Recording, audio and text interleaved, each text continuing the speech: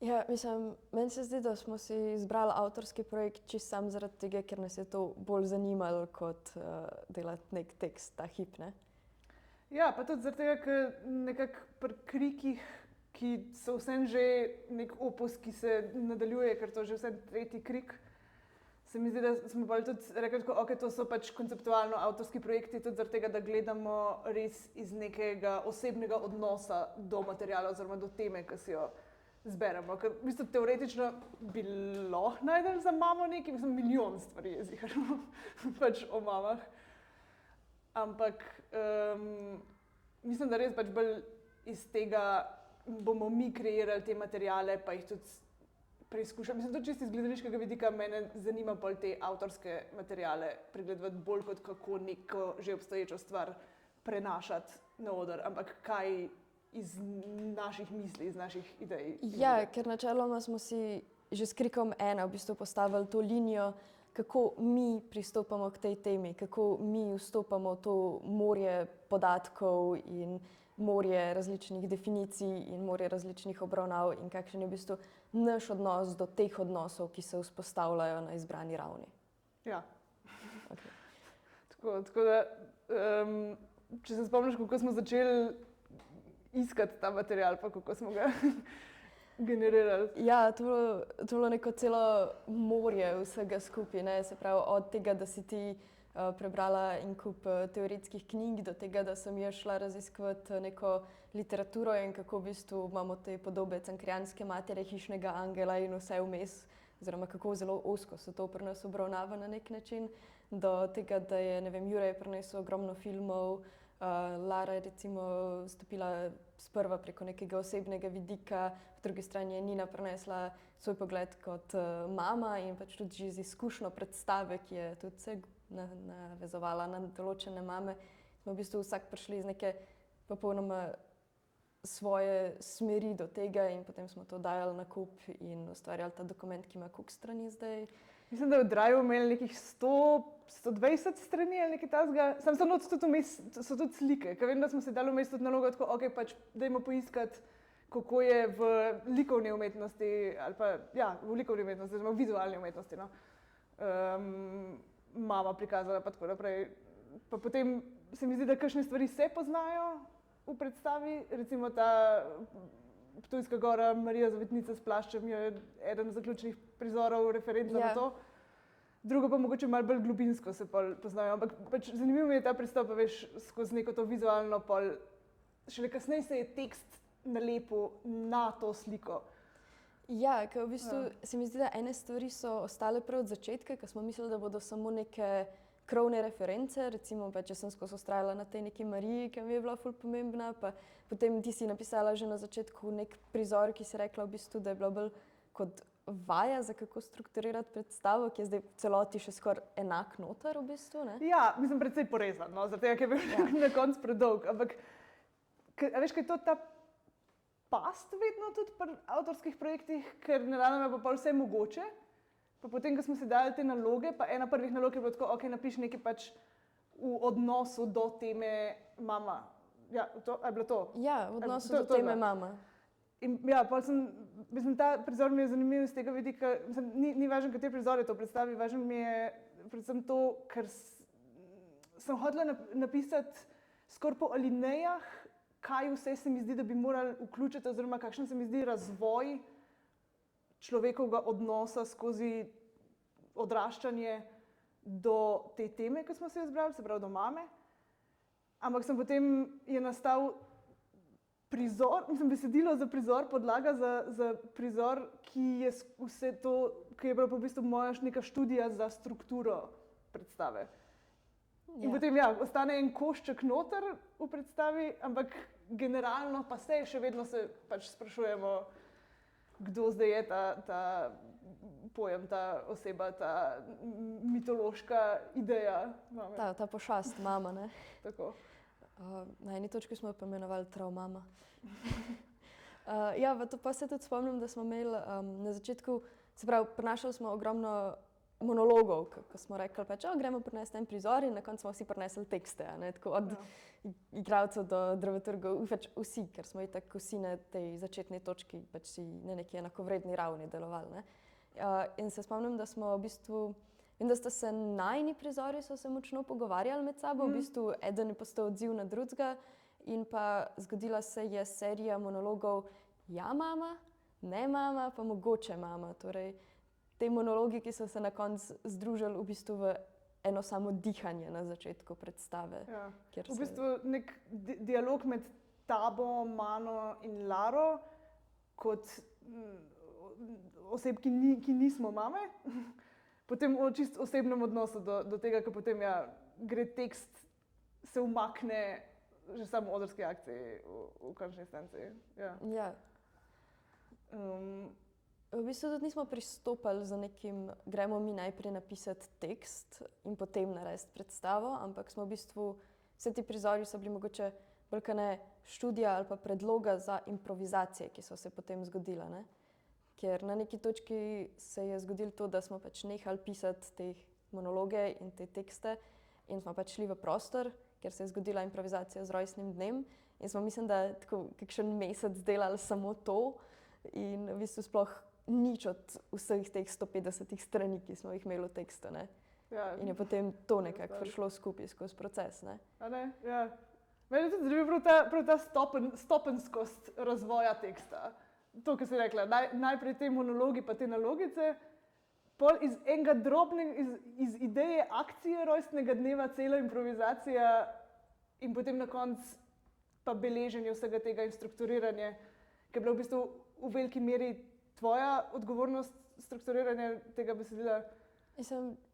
Ja, za neko zaporedje se mi zdi, da smo vsi skupaj delali, pač pol na koncu, ko so se pa dejansko te naše funkcije razdelile, torej mogli smo vzeti iz teh, ne vem, 5, 7 enakovrednih ljudi in reči, 3, 4, 5 vas bo na odru, ostali bomo zadaj, bomo delali druge stvari. In se mi zdi, da pa tukaj se je zgodilo ta, da sem potem jaz prevzela urejanje teksta in ti režijo in igralci, pač igranje in tako dalje.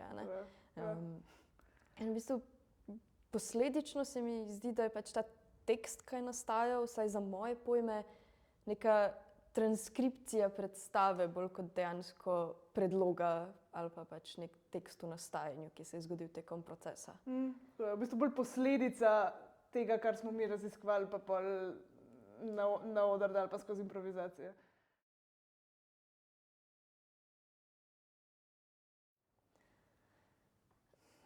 Mislim, glede na to, da je celota strukturirana iz različnih vidikov in različnih pristopov, in da se poskušamo na tej v bistvu osnovni ravni izdaljave, kaj pomeni pač ta nek koncept mama pristopiti k temu, torej in preko tega, da smo pač, ne vem, delili listke s šalami o mami, do tega, da smo govorili stereotipe, do osebnih pripovedi, ki pač itak vsaka pristopa s svojega stališča, ne, oziroma svojega gledišča.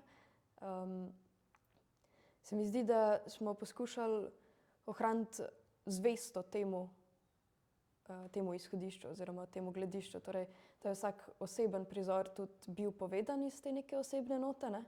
Hkrati pa potem na neki točki, ko smo vedeli, da bo to del predstave oziroma del uprizoritve, da smo čisto dramaturško, režijsko pristopili k temu in porezali stvari, ki se ponavljajo, in pač nekako naredili iz tega neko konsistentno celoto, ki ostaja zvesto originalu, če ima to smisel. Ja, mislim, pa tudi v izogib nekemu dajanju nekih popolnoma osebnih zgodb, že zaradi varovanja osebnih podatkov in vsega, tudi čez neko avtofikcijo, oziroma se mi zdi, da smo vedno iskali pol univerzalnost v vsaki osebni zgodbi. In jo potem v bistvu razširili na neko kolektivno izkušnjo, kjer se vsak lahko najde v tem odnosu do teme mama. Ja, absolutno, to imaš prav, ker v bistvu nobena izpoved, ki tam ni dejansko izpoved taka, kot je iskrena, ampak vse je neka fikcija na določeni točki, ko smo začeli to predstavljati na oder, je vse postalo fikcija.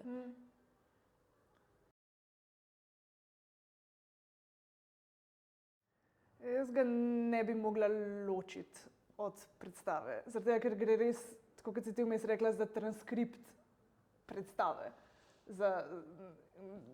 Nekako, mogoče to čisto jaz osebno gledam na dramski tekst, drugače bi bilo, če bi se mi usedeli za mizo pa rekli, ok, dajmo napisati nek res dober tekst, pa bi ravno tako razvijali čez naloge, čez improvizacije, čez prostor, pa da bi potem ta dramski tekst dojemali kot nek končen produkt, rezultat, kakorkoli. Tako pa se mi zdi, da je res ta tekst v bistvu bolj v službi predstave. Ja, ta tekst je absolutno posledica predstave in je tukaj zato, da mi ne pozabimo, kaj smo govorili, no kakšno zaporedje. In se tudi se je sproti spreminjal do zadnjega hipa praktično in v bistvu tudi še po premieri se je malo spreminjal in se še vedno živi. In v bistvu njegovo življenje je absolutno vezano na to predstavo, ki smo jo naredili in na ta kontekst. Zdaj, verjetno bi se ga dal vzeti iz konteksta in uporabiti kot predlogo za nekaj drugega.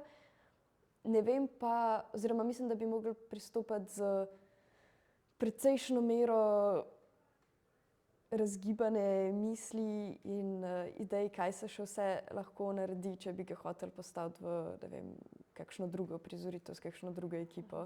Ja. Mislim, zelo težko, ker je res vezan na ta proces. Ne vem, če bi bilo čisto smiselno ga rekonstruirati. Mogoče bi bilo bolj smiselno po tem istem kopitu napisati nov tekst z novo ekipo, če bi se to delali. Ker drugače pa res pač samo neka reprodukcija lahko nastane. Ja.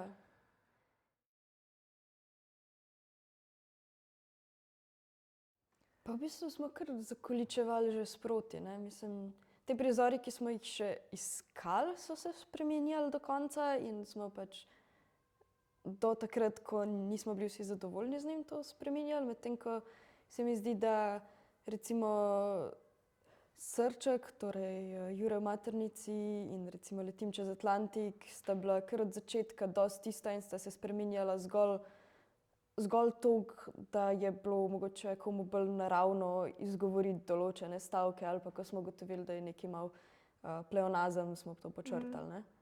Ja, tisto, kar je nastalo že na začetku v tej raziskovalni fazi za mizo in preživeli cel proces, tisto je bilo že dovolj dokončno, da je lahko ostalo zakoličeno. Ampak če se spomniš, kako smo še dan pred premiero ali pa 2 dni pred premiero, ta prizor, ki ga mi imenujemo intervju z babyjem, se pravi, ko delajo ultrazvok Lari na telo, ki je v bistvu izšel iz čistega nekega osebnega joka, iz fore, iz tega, da se je Lara hecala s tem glasom, pa smo potem, je situacija na odru pripeljala, da smo prepoznali, da to bi pa lahko nastal prizor.